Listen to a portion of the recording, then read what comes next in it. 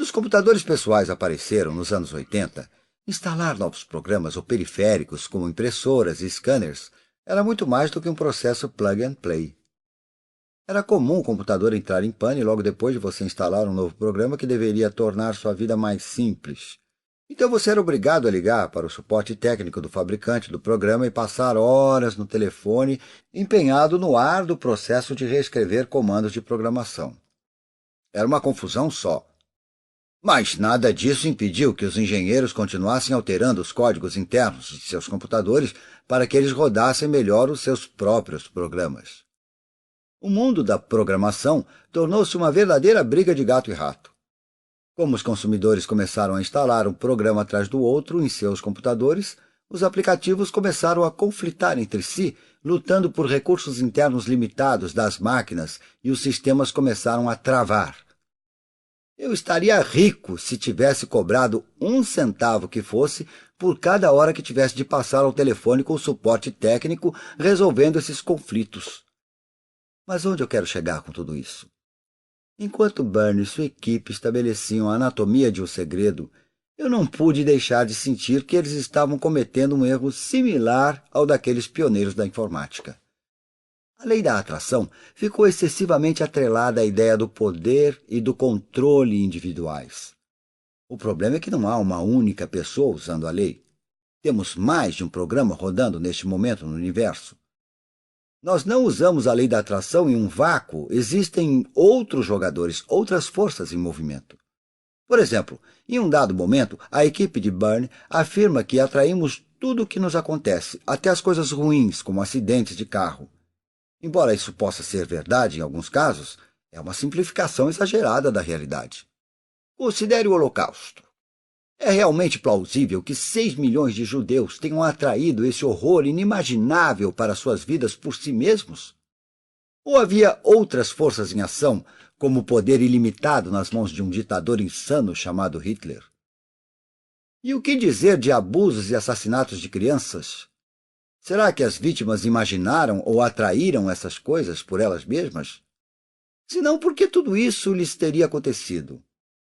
Será que a lei da atração, que trabalha para todas as pessoas, em todos os lugares, o tempo todo, não funcionou no caso delas? Ou havia outras forças em movimento, como um criminoso doentio? E quanto a Deus? Sobre ele, os partidários da prática atual da lei da atração são praticamente omissos. O que é estranho, pois a maioria das pessoas acredita em Deus. Em sua interpretação de O Segredo, o grupo de Byrne parece defender o seguinte ponto de vista: Deus criou tudo que existe e se retirou. Ou então pode até estar presente por aqui, mas não de um modo que faça diferença. Não há, portanto, um grande plano. E se Deus realmente existe, então ele ou ela é tão distante e irreconhecível, tão fora do alcance dos assuntos mundanos, que ninguém pode discerni-lo ou chegar perto. Na verdade, o grupo sugere que o universo é uma espécie de gênio que existe somente para realizar todos os nossos desejos. Nossos desejos comandam o gênio que os realiza neste exato momento, os bons e os ruins. Segundo eles, compreender essa ideia é a chave para que o universo realize apenas os bons desejos.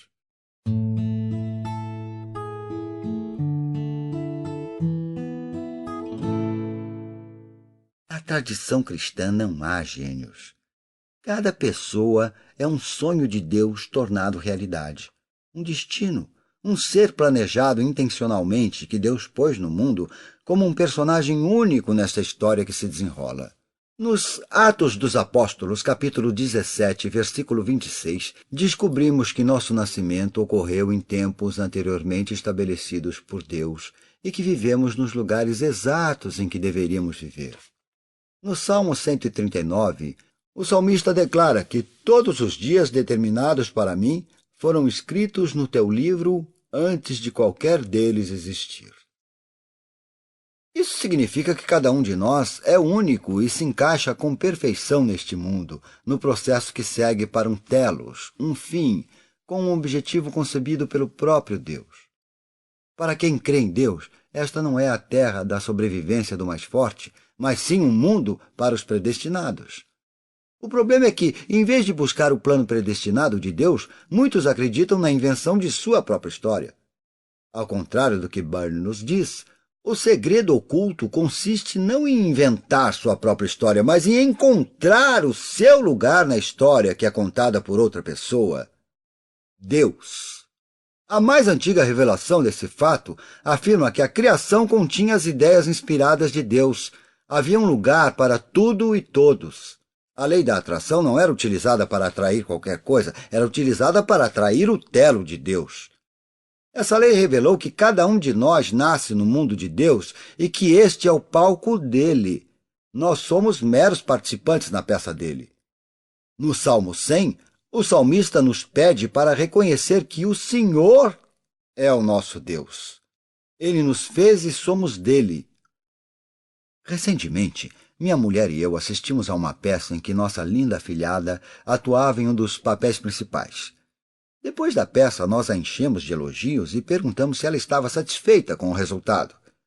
Ela respondeu discorrendo sobre sua atuação e seu personagem. Não reclamou dos outros atores no palco, não manifestou o desejo de ter outras falas, nem de tomar o papel de alguém. Também não falou nada sobre reescrever o roteiro ou dirigir o espetáculo de outra maneira. Ela mediu o seu sucesso de acordo com a interpretação do papel que lhe fora destinado. É dessa forma que devemos entrar no palco da vida. Isso é primordial para a ideia. É a razão para Deus ter criado a lei da atração. Devemos nos recusar a tentar escrever, produzir, dirigir ou escolher o papel que queremos interpretar em nossa própria peça. Devemos ver Deus como um escritor, produtor e diretor. Nossa ambição deve ser a de descobrir nosso papel individual destinado por Deus e, então, desempenharmos esse papel com grandeza. Entender que estamos aqui para cooperar em algo maior que nós mesmos nos dá uma ponte para transcender a vida e ter acesso a uma existência que é maior do que a que poderíamos criar, maior do que os desejos imediatos de pessoas egoístas com suas necessidades sem fim. Isso nos enraiza em algo maior, algo eterno. Em um mundo do cada um por si, em que o homem é o lobo do homem, em que nada é mais importante que o número 1, a procura pelo telos de Deus é vista como irrelevante porque é conectada a algo distinto do individual. Contudo, essa descoberta nos dá uma nova base para a nossa autoestima. A identidade estimada por Deus que conecta a nossa competência pessoal à frutificação para além de nós mesmos. Isso não nos torna menos indivíduos.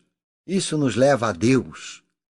E nosso sentido de identidade é reforçado pela união com uma vida maior do que a de uma pessoa apenas. É assim que tomamos parte no que é conhecido como o reino de Deus. Nós prevemos que Deus vai agir e esperamos que ele haja.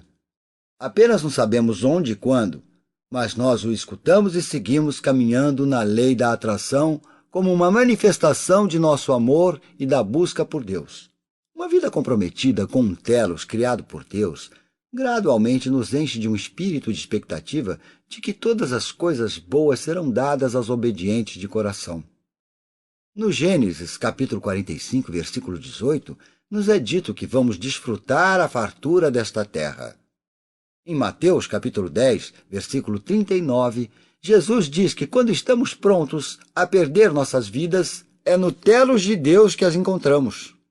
Um compromisso com o telos de Deus nos dá uma profunda convicção de significado pessoal e vocação.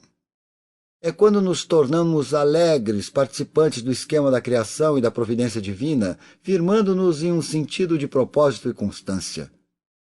Como o historiador britânico Arnold Toynbee apropriadamente afirmou, foi uma selvagem individualização do ser humano que nos proporcionou a sensação de termos tudo de que precisamos e ainda nos sentirmos alienados. A chave aqui é: quem é o iniciador da vida? Deus ou o homem? Muitos cristãos modernos adaptaram para seu cristianismo a mesma cosmovisão que inspira os atuais palestrantes de autoajuda quando tratam do ser humano. Sonhar e desejar ilimitadamente, com a certeza de que Deus abençoa e desenvolve todos os nossos sonhos. Sim, A lei da atração pode até funcionar nesses casos, e nós realmente devemos esperar grandeza quando semeamos grandeza. Entretanto, a Bíblia também nos alerta quanto a isso. Nós aprendemos a não correr impulsivamente com nossos planos, porque em Tiago, capítulo 4, versículo 14, aprendemos que a vida é a neblina que aparece por um pouco de tempo e depois se dissipa. Estamos aqui por um tempo curto demais e não conseguimos cultivar a sabedoria necessária para tomar decisões de vida de modo autônomo. No versículo 15 do mesmo evangelho, somos alertados de que, em vez disso, deveriam dizer: se o Senhor quiser, viveremos e faremos isso ou aquilo. Isso quer dizer que nossos papéis têm significado e atingem altos propósitos, mas sem que, para isso, tenhamos de escrever nossa própria peça. Estamos na história de Deus. Ele é quem inicia, ou pelo menos veta, os planos de nossa vida.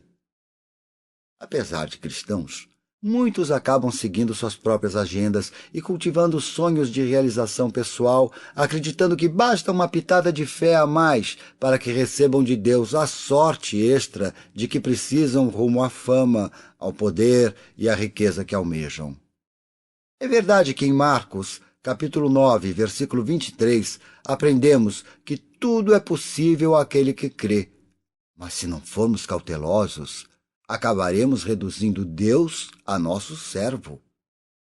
Nossos próprios desejos podem rapidamente se transformar no centro do universo. E isso é perigoso.